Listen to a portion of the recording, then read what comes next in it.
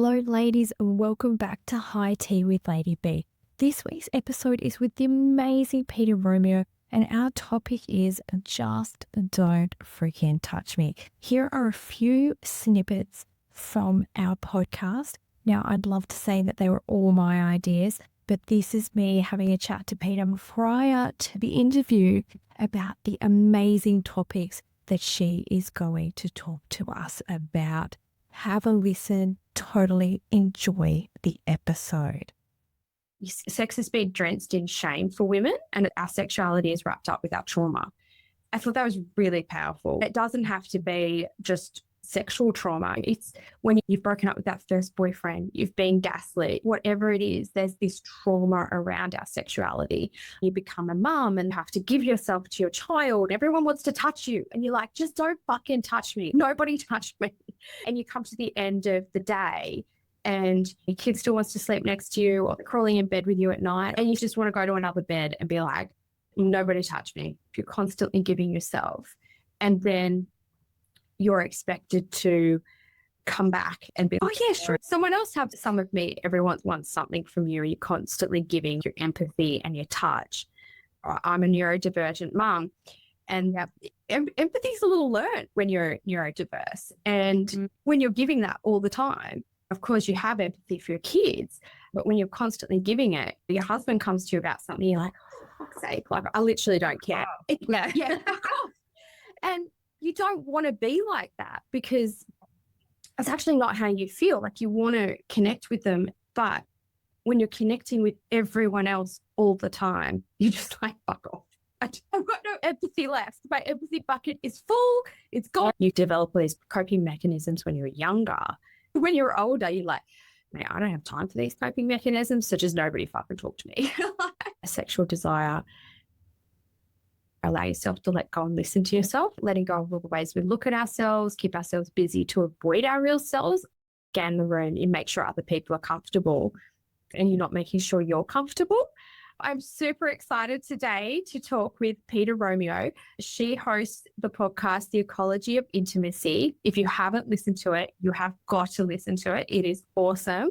She is a certified somatic sex and love relationship coach with a background of sexology.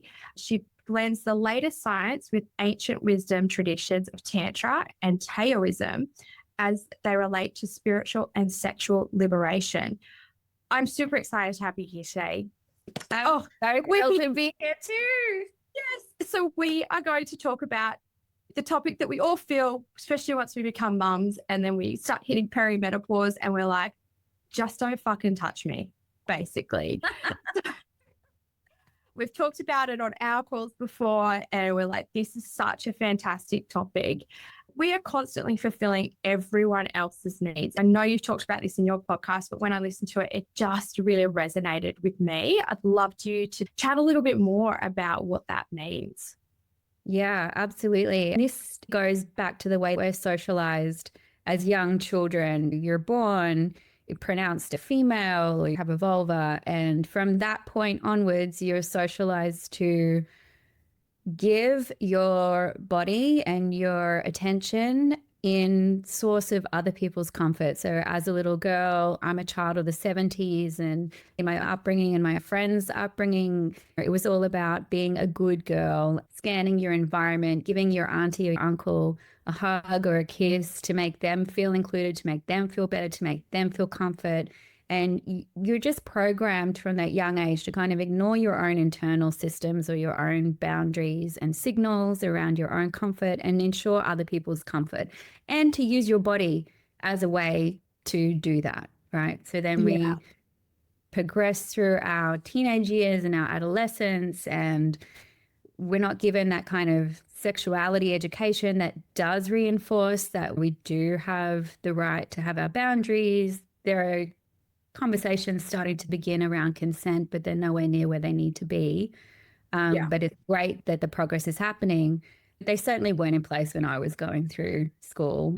And so you're grappling with your sexuality, coming from this place of not having that internal sense of, oh, it's okay for me to say no. It's okay for me to upset someone else or let someone else down. And so I can be comfortable at their expense.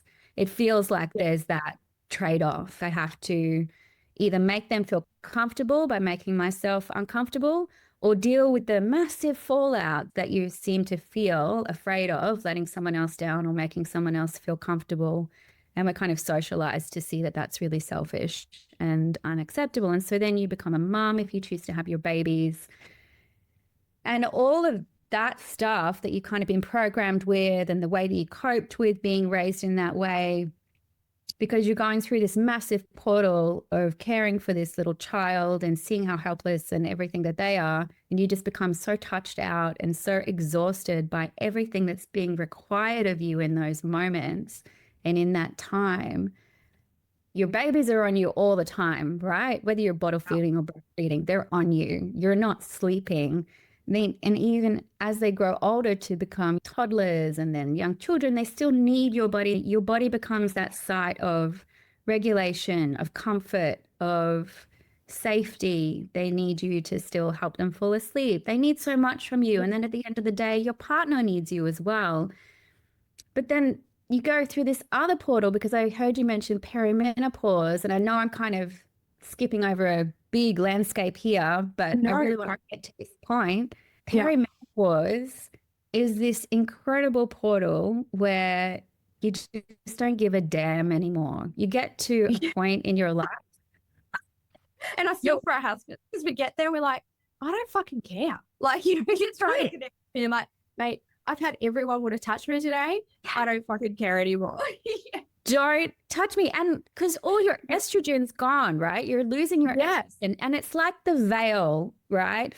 Your whole life. The empathy veil. It's like the empathy veil is gone. Lifting. Yeah. And you're like, right. I used to care about everyone. And now I just don't want to care about fucking anyone. I have cared for everyone my entire life. I have given my empathy my entire life, my time, my energy, everything I've given. And then you hit perimenopause.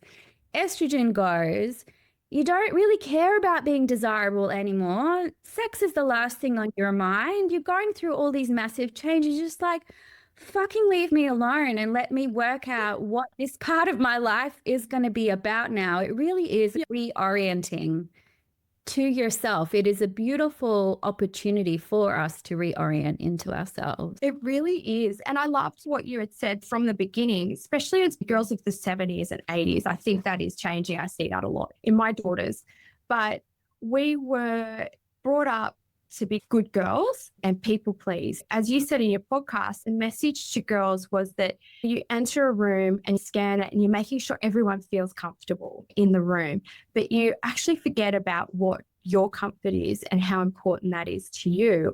And then you go through life having kids and you're scanning that they're comfortable and everything's okay. We're in this generation where we do kind of micro-protect our children, which is hard.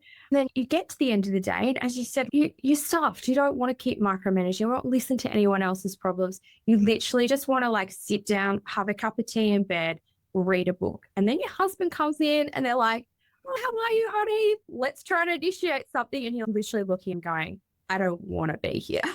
I've got nothing right now. I think it's really interesting how you talked about how girls are trying to be people pleasers. And then we go through this stage of going, I'm not going to please anybody anymore. I think that's really tough in both sides of relationships as well. What would be your message to mothers and women who are going through that change, and how we should be looking at ourselves and liberating our sexual being and spirituality? Yeah, I love that.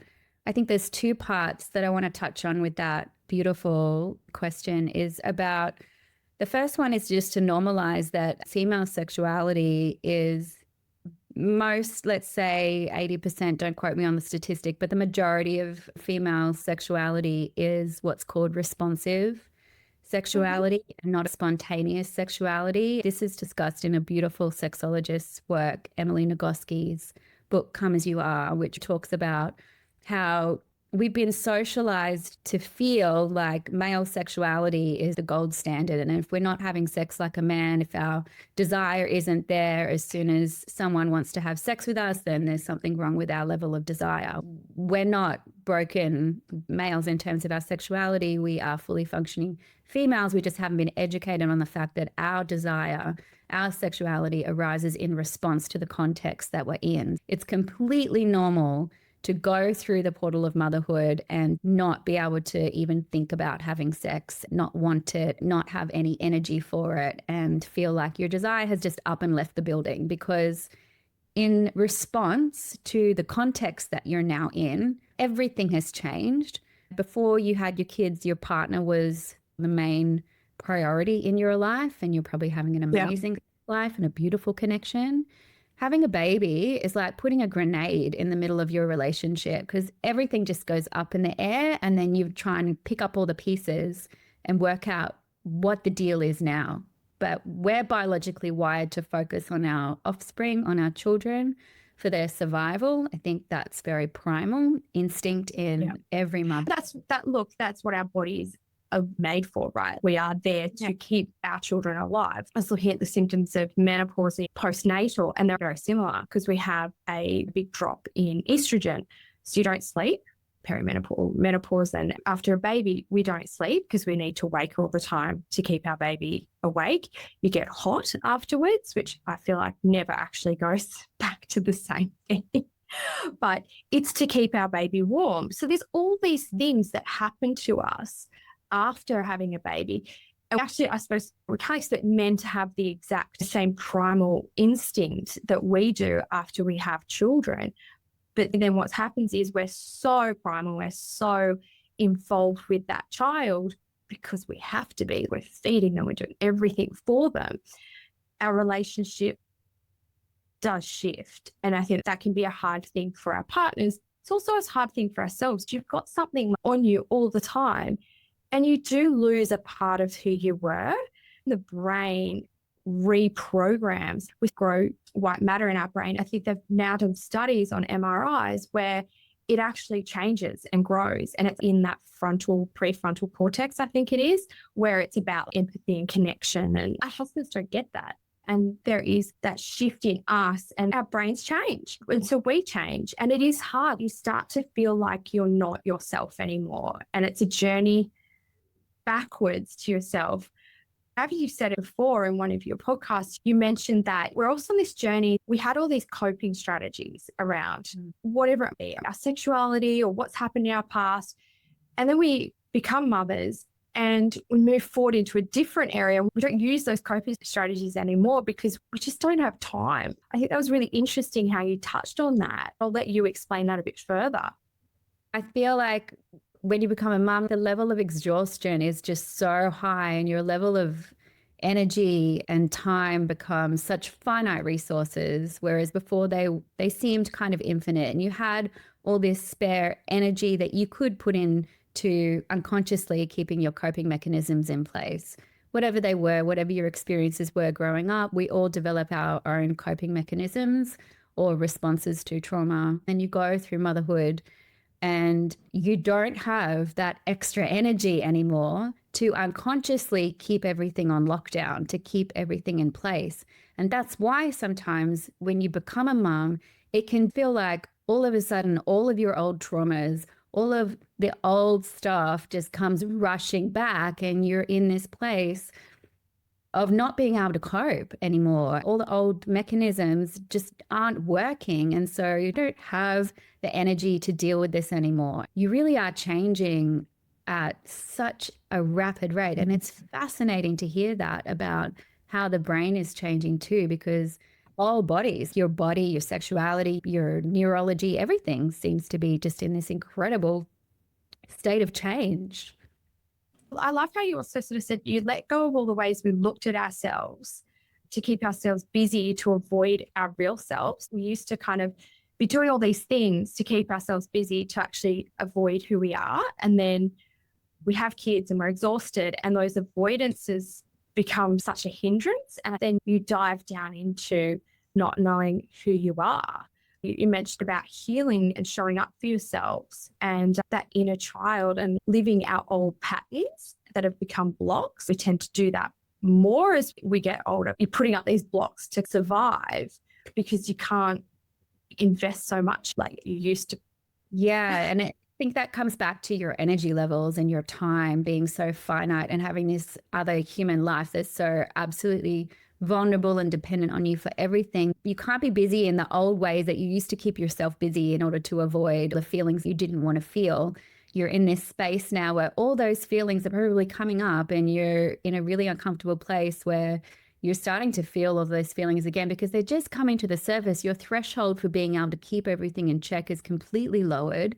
And you're also in this point in your life where you're like, who am I now? I don't even know who I am anymore. Who I was before I had my kids, I'm not that person anymore. It's not about trying to get back to that. I think a lot of women try and get back to who they were before they had kids, but the journey really is finding out who you are now with all the different identities. You're a mother, you're a lover, you're a partner, you're a colleague, you're a friend, you're all these things, and how you can start to integrate and become more true to who you really are. You don't have the energy for the false anymore. For the false. I like that because I think after becoming a mom, I'm a stronger person. Yeah. And you don't give a shit as much. Yes. I think it's about embracing that, and then embracing that sexually as well, because when you are a mom, you kind of like, I'm a mom, should I be acting like that? Even though it's with your husband or a partner, or it doesn't even matter, because we have been programmed and educated. The sex is shameful. As you said, we've been educated not to get pregnant, how not to get an STD. There's a lot of negativity around sex. It's a really taboo subject. And then you become a mother and you actually start to remember what those messages were towards you when you were 10, 12, 13, 14, and obviously in your teens. And then you're in this portal of like, I've got to set this example, but then that's not really a really great example either, because we need to progress from what those sexual feelings and desires are, and they're not just for men, they're actually for women, and women are allowed to be like a sexual being. Whereas my mum would be like, oh my God, what are you talking about? How could you be talking about sex?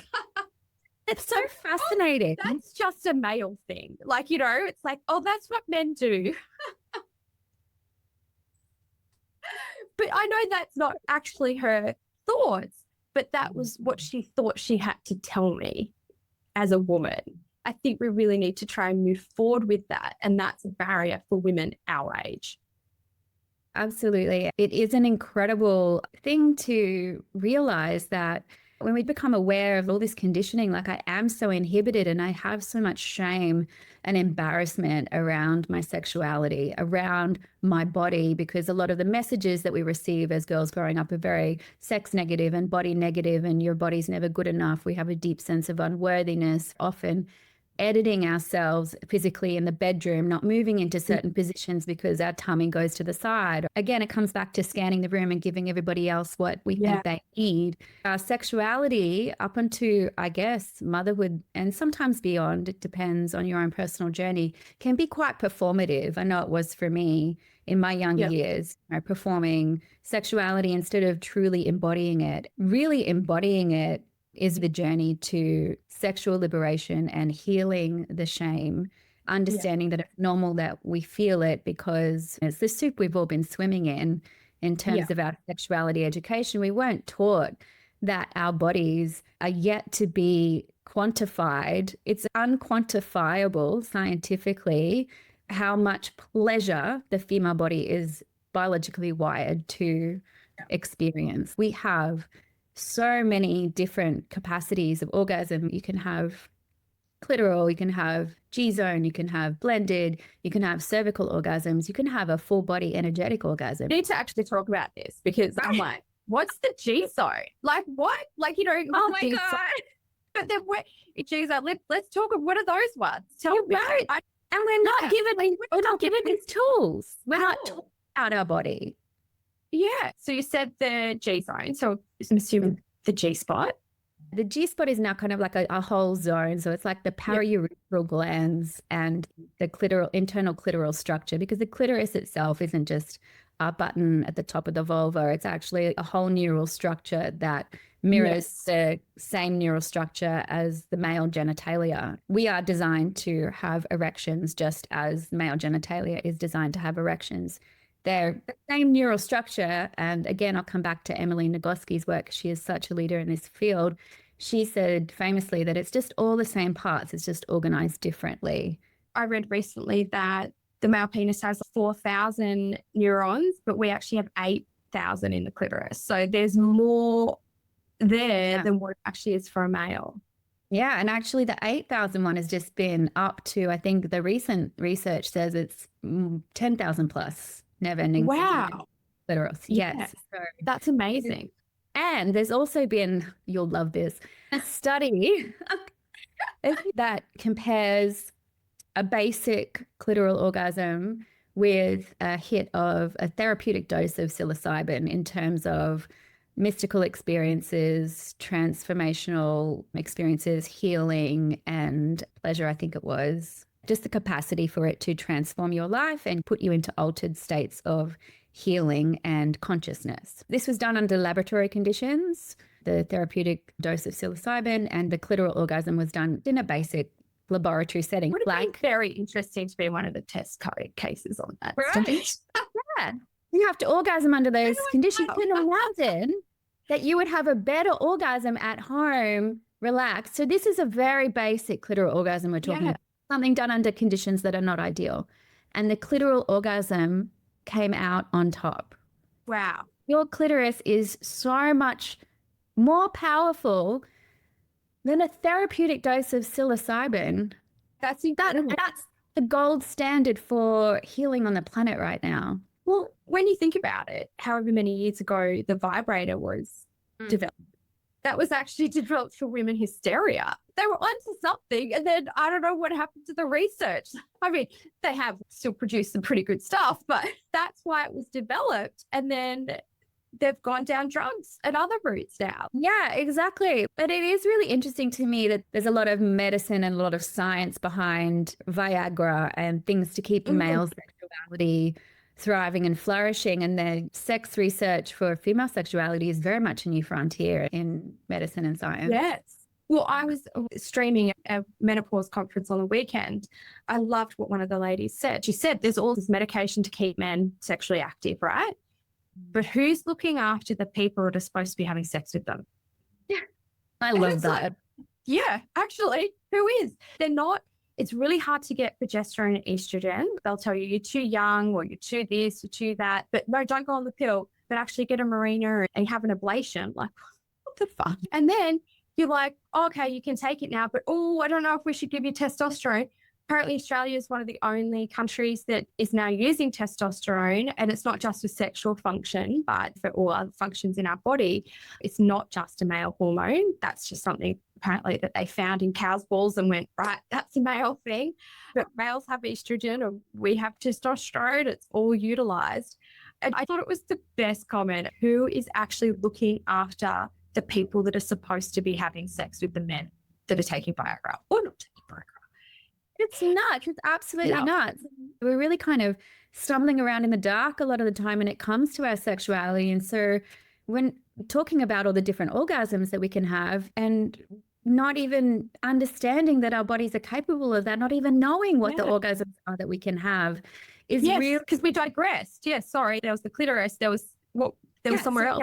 G-zone. You can have a blended orgasm, which is clitoral and G-zone combined. You can have a cervical orgasm. Your cervix is actually designed to be highly orgasmic, and those orgasms can literally give you a God consciousness experience. They are life-changing cervical orgasms. Wow. I need one of those. Yeah. Maybe I'll be more relaxed mother.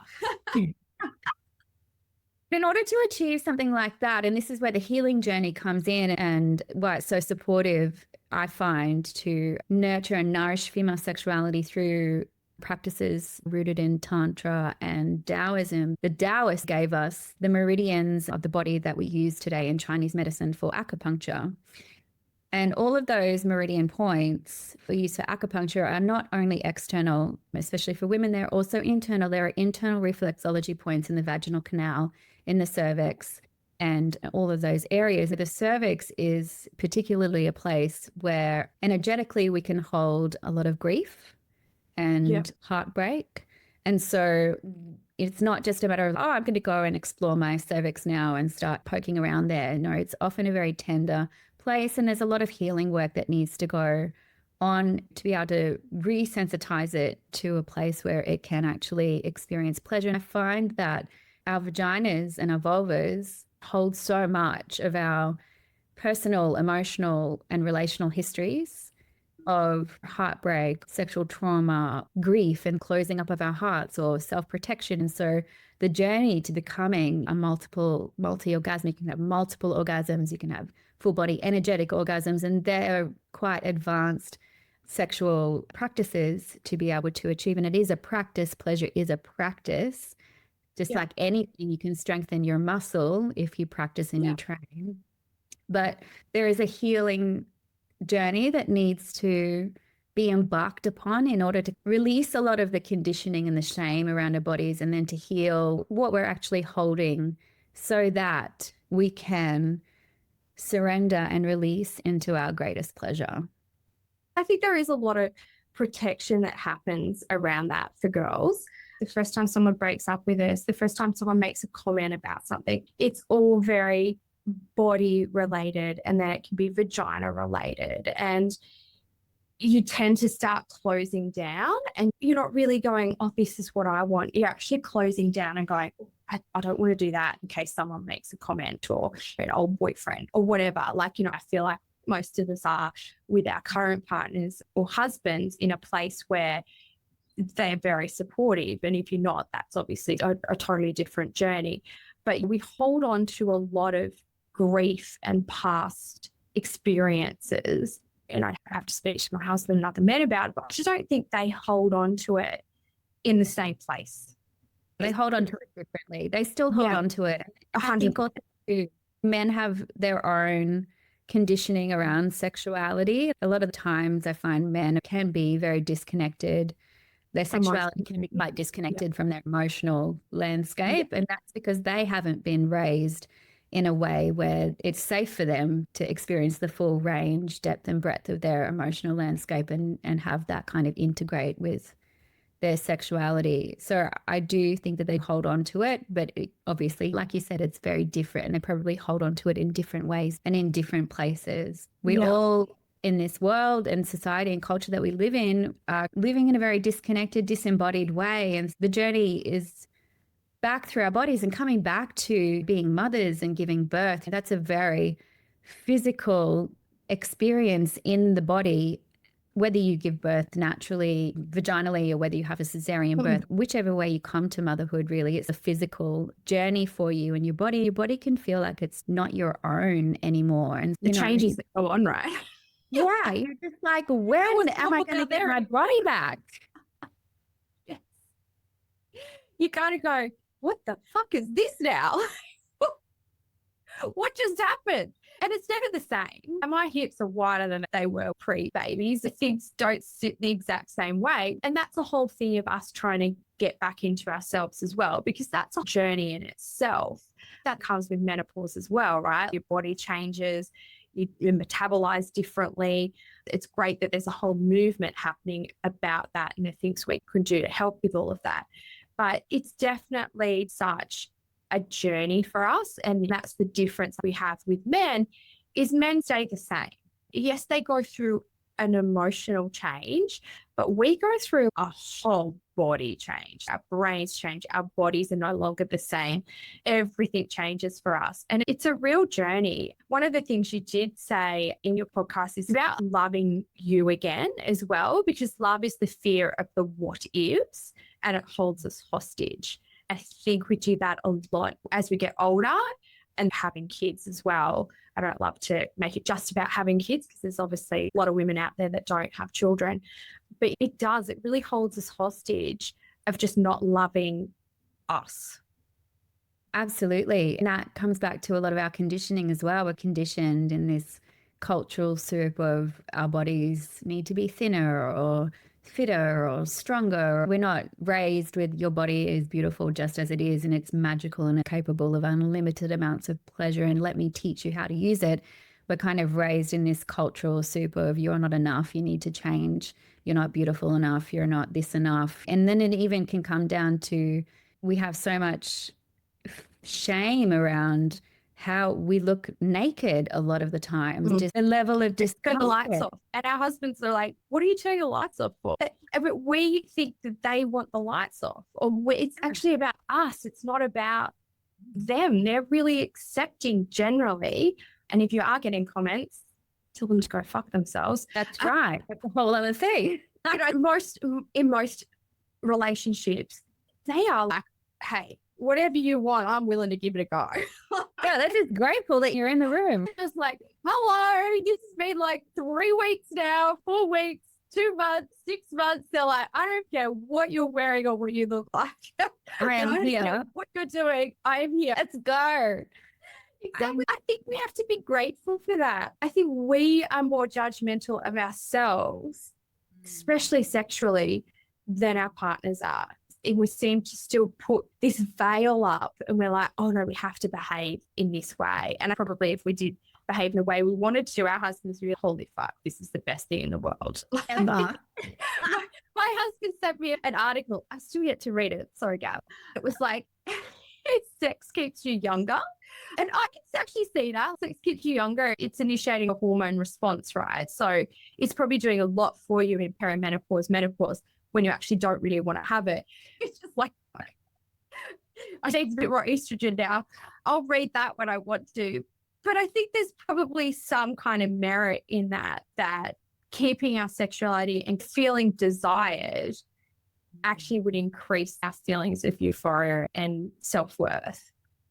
That also comes to a point I'd love to touch on about context, because we live such busy, overscheduled lives where you're giving of yourself so much and hopefully creating space throughout your day to take pleasure in maybe a hot coffee, cup of tea or hot chocolate, a warm shower with your favorite body lotion.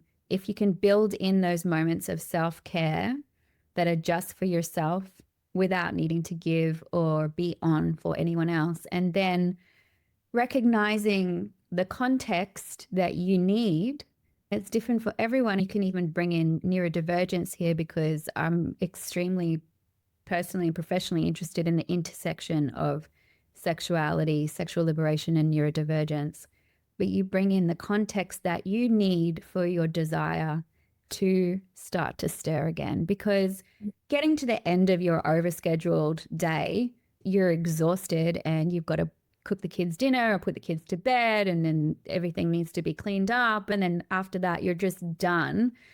And if your partner looks at you and you're just like, oh God, I can't, I've got nothing. Yeah. I can outsource that. Look, Yeah. I'm happy. No context there for your desire to emerge. There's nothing there that supports your desire to naturally emerge. Thinking about, what is it that I need? Do I need to have the lights off, candles lit, or soft music? Is there something sensory that I can do that would make things more inviting? Is there something I can ask my partner to do or create or respond in some way that would allow, not a sexual encounter by any means, not to put yourself under any pressure, but just to start to allow a little bit of flirtation to develop, allow something to blossom there that might lead or might not. You mentioned you chart that path back to yourself and your body, but it's also about creating a new ecosystem for you to thrive within yourself. As we said, we don't want to go back to what we were like in our 20s. Most of us were trying to please people and you're super self-conscious, whereas I think we actually are less self-conscious now, even though we may have issues a bit more with our bodies now. I would probably argue we're less self-conscious. How do we get back to that ecosystem? What are your suggestions on how do we actually move forward and get there? Without a vibrator, I still for men. I could just have that and not have the other stuff. Yeah, it's so tempting, isn't it? Because they've come up with such amazing technology nowadays too. I think we can all live without men. That's a hard thing for men. Well, our pleasure isn't dependent on it, and the majority of women don't orgasm from penetration alone. So, yeah, kind of needs to shift. That understanding of what we define sex as needs to shift as well. But in terms of talking about creating that ecosystem where you can thrive, where you do chart that path to who you are becoming and not looking backwards to who you used to be anymore. And it's a journey of paying attention to what really lights you up now, giving yourself full permission to follow that, indulge in that, and seeing that as sacred and not selfish, seeing those moments that give you pleasure as something worthy of protecting, holding boundaries around, and allowing yourself to explore. So whatever it is that lights you up, that gives you pleasure, is going to be the pathway that leads you to who you are becoming. It can be really simple things, really little things, a hot cup of tea by yourself, reading your favorite book in bed alone for half an hour before your partner comes in to join you, if that's what lights you up. I probably talking to your husband about that or your partner about that as well. Like just say, I just need 30 minutes. Yeah. Don't come in. Don't talk to me. Don't come in the room. I'm taking this time for myself, and also including them in the conversation too, right? You can have those. I'm changing. I'm trying to work out a new way forward. It might be confusing. I still love you. I still want to stay connected with you, but I still need this time. Negotiating your needs and keeping them in the loop of what's going on, I think can be really nourishing and nurturing, because they do tend to feel shut out a lot of the time. And a lot of the time we can just unconsciously shut them out as a way of, God, I just need this time. Like, you know. Yeah. A way of protecting ourselves. There's that mental load that a lot of women talk about. We've just got so much going on all the time. Maybe that's why we grow more white matter is to pray when we're pregnant. It's just never stops. So I'll say to my husband, what are you thinking about? And he's like, nothing. Oh, really? You actually think about nothing? He's like, yeah, there's literally nothing going on in here. And he can be in this really stressful time at his work or whatever, but he gets home and he's thinking about nothing. And I'm like, fuck, I'm thinking about how the kids have got to get this and this to school, and they've got to prep this and they haven't done this, and oh goodness, I've got to do this for work. But your brain's going a million miles an hour and you're fucking thinking about fucking nothing. You fucker. And then we start to get resentful, right? That's what happens in a relationship. We start going, I fucking hate you because you're thinking about nothing. And I'm carrying this load of everything. And I think we've got to try and work past that, don't we? Absolutely. And keeping those conversations open. That's a big thing that I think a lot of couples are navigating, especially as we said earlier in this podcast, as children of the 70s and 80s, coming from where our mothers were still grappling with being homemakers and housewives. We're still trying to prove ourselves as females. I think the generation's changed a little bit from women of 60s and early 70s, where it was, we are going to be a man. That's how they want to play in a man's world. Now we're bringing our womanness into the corporate world, because what we have to offer doesn't have to be filled with high levels of testosterone and being, well, I think, because I'm not saying men are mean, but being really like, this is how it is, because I feel like when women do it, it has a different, it's sometimes playing in a space that we don't need to play in. We actually can bring a lot to the table if we're bringing our true selves. And I think that's changing. I think that we're struggling with, right, we're supposed to be this mother, but we're supposed to be a leader and a mentor. There's just so much happening for us. And I do see my girls viewing the world differently, more equally.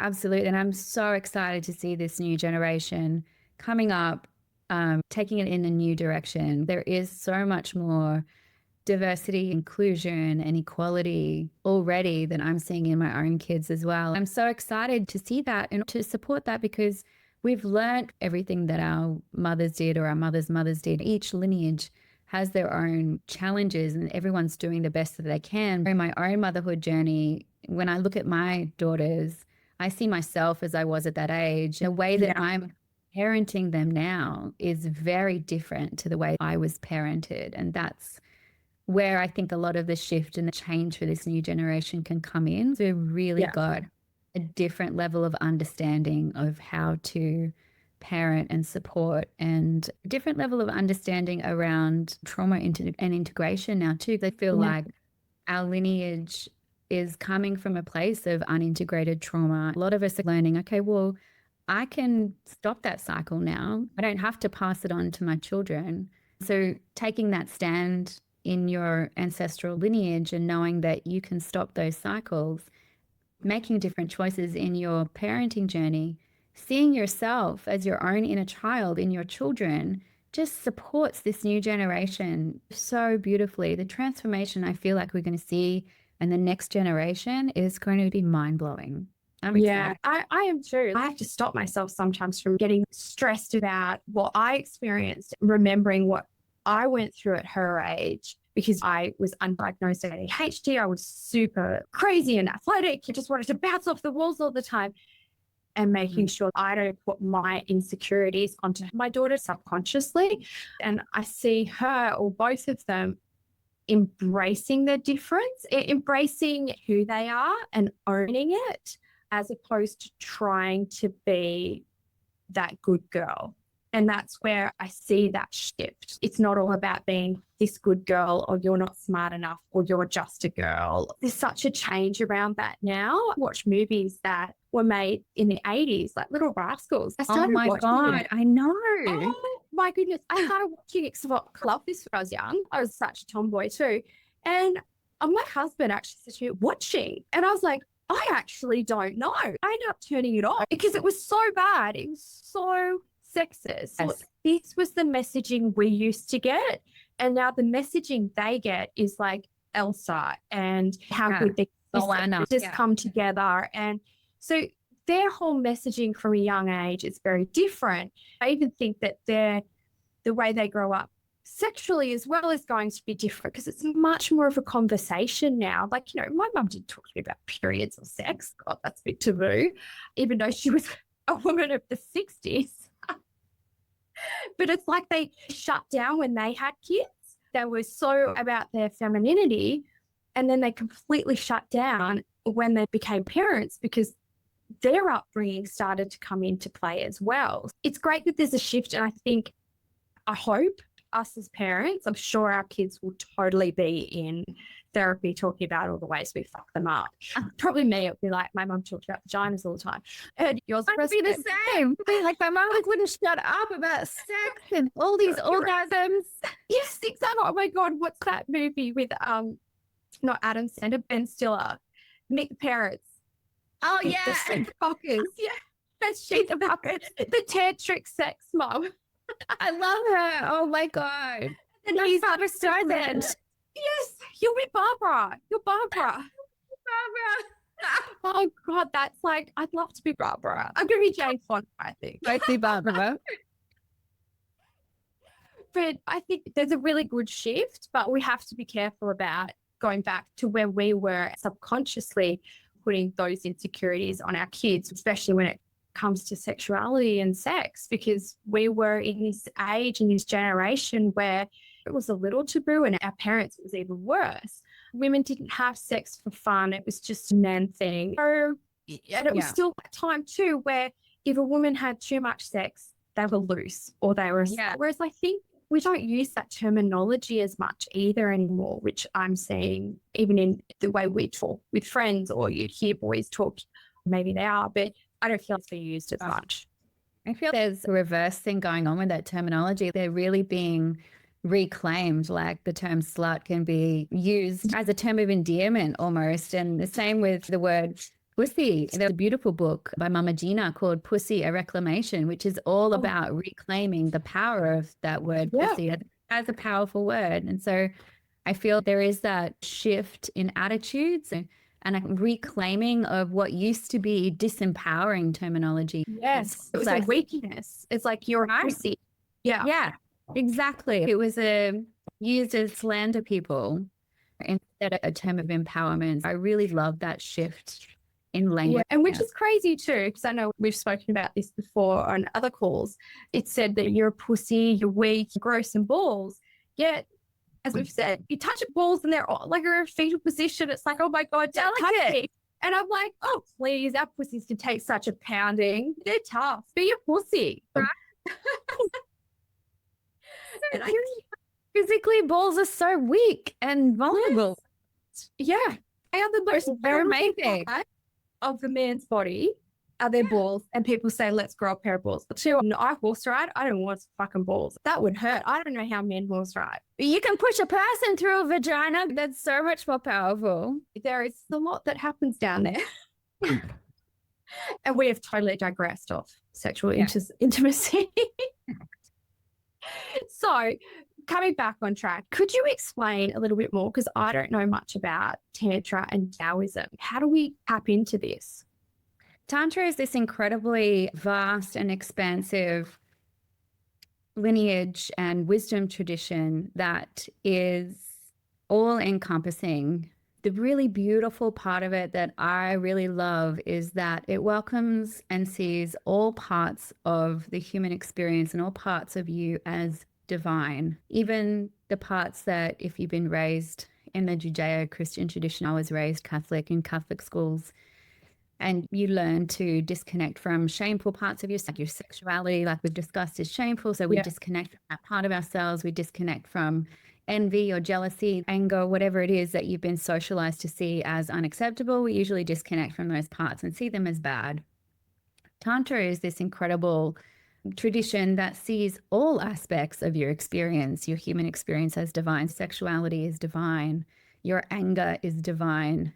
Envy, jealousy, all the hard, difficult emotions are divine. They're just as divine as happiness, joy, bliss, ecstasy, everything like that. And a lot of people, when they hear the word Tantra, think, oh, it's just about sex. And it's not. It's a way of life. It's a way of approaching life. I didn't realize that. Sex is just a tiny part. It's so vast that it's too much to go in here. But the way that I work within the tradition, the practices that I work with are sacred sexuality practices from the tantric leftist tradition and the more recent neo-tantric practices. Neo-tantra is basically tantric practices that have been innovated to suit the modern needs of people in Western society. So in our modern society, neo-tantric practices are the sexuality practices that can reconnect you to your body, that can offer you healing and sexual liberation through practices that physically and directly address your mental, emotional,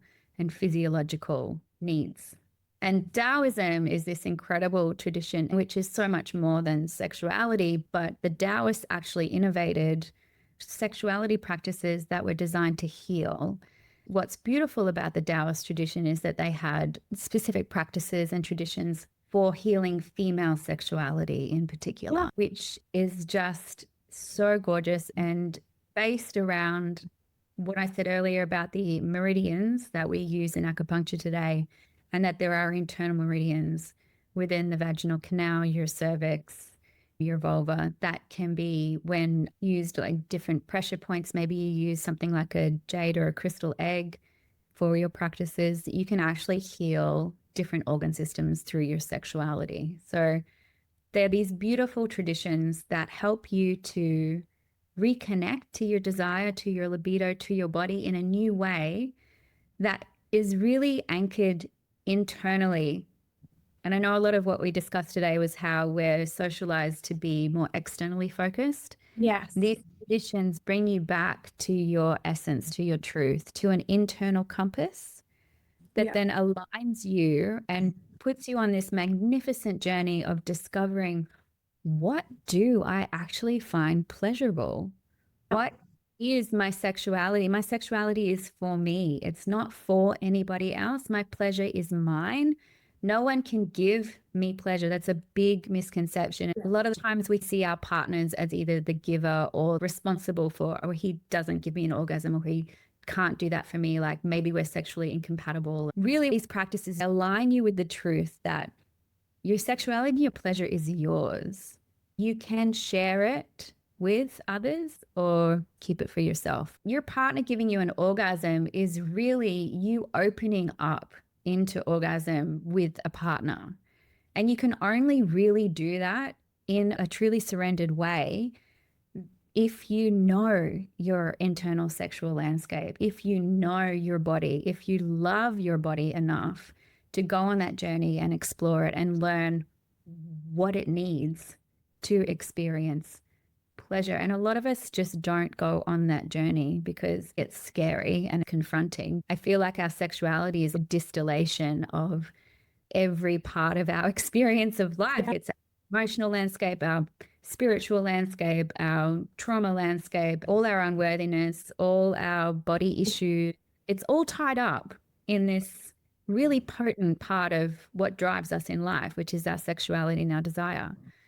These practices really anchor you in, and it's a way of being able to explore yourself. It gives you the structure and the practices that allow you to explore your sexuality and heal it. If there's trauma, if there's betrayal, if there's experiences that are keeping your sexuality and your ability to surrender to pleasure locked down, these practices and these traditions give you a pathway to unlocking all of that. Wow. As if you are wanting to embark on these journeys, I know you have your own clinic. What is the best way to start and get involved? Because obviously it's a very personal journey that we're probably not going to go through on a podcast. How do you embark on this, whether it be with you or with a coach? What are those processes? Myself, I run a one-on-one coaching package called Rebirth, which is all about rebirthing that new self and who you want to become and reconnecting to your sexuality. I feel because it's very individualized for everyone's journey. How you can get from where you are now, if you're feeling really disconnected from yourself, from your pleasure, if you're struggling with not loving your body and feeling shame and embarrassment and all that stuff and feeling depleted. So you can go on that one-on-one journey with me, or you can do this work with anyone who has a certification. Be very careful with who you do embark on sacred sexuality journey with, because there's a lot of people out there that just kind of present the information as if it was their own and it happened in a vacuum. You really want to be working with someone who is certified, who has a reputation and a background in understanding what trauma looks like and understanding what their scope of practice is and how they can support you on that journey. Because a lot of the time there will be traumas that will uncover and we'll need to move forward. A really good way to kind of dip your toes into it is just through, like, I also have a masterclass. It's like a pleasure anatomy masterclass. It's a sexuality education every woman needs but never got. So it talks about all of those orgasms. It talks about how you can experience those orgasms. It talks about sexuality and desire. And it gives you these really simple embodiment practices that you can do to understand, integrate, and dip your toe into these things. Where would someone find that? Your website? Come to Pilates.com, which is like Pilates, but with a V, because it's like vaginal Pilates sort of thing. Oh, I love that. Pilates? That could be any part. Love that. Every garage needs Pilates. I'm going to mention that now. Pilates. Are you doing Pilates? Yeah, totally. Vaginal Pilates. Oh, yeah. So just Pilates. You just made my day. New word for my vocabulary. Pilates. Pilates, right? Gosh. Have you done your Pilates today? Have you done your Pilates today? Oh, right. Yeah. A really simple way of connecting in, right? Through. So you'd go to my website. It's vilates.com. You mentioned earlier, I've got a podcast, The Ecology of Intimacy, but the website is really the first point, and you can see my offerings on there or contact me through there. I'm on Instagram, which is Pilates with a little underscore afterwards. That's it, really. I love that. Pilates. Oh, it's so awesome. I feel we could talk all day about vaginas and Pilates. I know. Our next episode, Pilates. Have you done your Pilates today? I think that's brilliant. We need to be more open about it. We need to talk about it and be more educated, because we have been told that our vaginas are something we don't look at, we don't touch, we don't, like, that is the message that we were given. And that needs to change. I love how you're like, it's a real journey and a self-discovery on who we are. It's a dealing of past traumas, whether they be sexual or not. It doesn't have to be. We hold a lot of trauma there. We're told that it's not an area that we're supposed to talk about or look at or touch. Then we get to this age and we're like, what the fuck are we doing with ourselves? We actually have no idea who we are, what we're doing. I think having those conversations about every part of our body is really important. So we would definitely have to touch on Pilates. Love that. And it's a gift to yourself to have these conversations, right? And to do this work. It's a real privilege and it's a real gift. And I think women love to share. Once we break down that barrier of pretending we're something else or that everything's perfect and our lives are completely intact, because that's what we've been trained to do as well. You're supposed to portray a Stepford wife, or I've got it all together at work, or whatever that may be. Once we really break down, women love to share and support other women when we're vulnerable. It's really important to be there and to talk about these things, because we have lost our tribe. We're not at home anymore, which I think is a great thing, but it also means we've lost our tribe of women that we talk to. I see that difference between my husband. His work is so full of men that they're all sharing and doing things, that they'll play golf or softball or go and do something. We tend not to do that as much because we've always got that what if, or hang on, I've got to look after the kids. And we have lost a little bit of that connection, and it's really important. Thank you for coming and sharing your experiences, and it's awesome. So I think we all need to go and look at your website and do Pilates. Thank you so much for having me on today, Kate. It's just been such a delight to be here and talk with you. I love our conversation so much. I feel like we could be here forever. Yes, we could. Let's do more. Till next time, my beautiful vaginas, water those lady gardens because they are worth it. Please note that this podcast is for entertainment purposes and informational purposes only. The content shared is not intended as medical advice, diagnosis, or treatment. Always consult a qualified healthcare provider for any medical concerns or before making any health-related decisions. The views and opinions expressed on this podcast are those of the host and guests, and it does not represent those of any medical organisation or institution.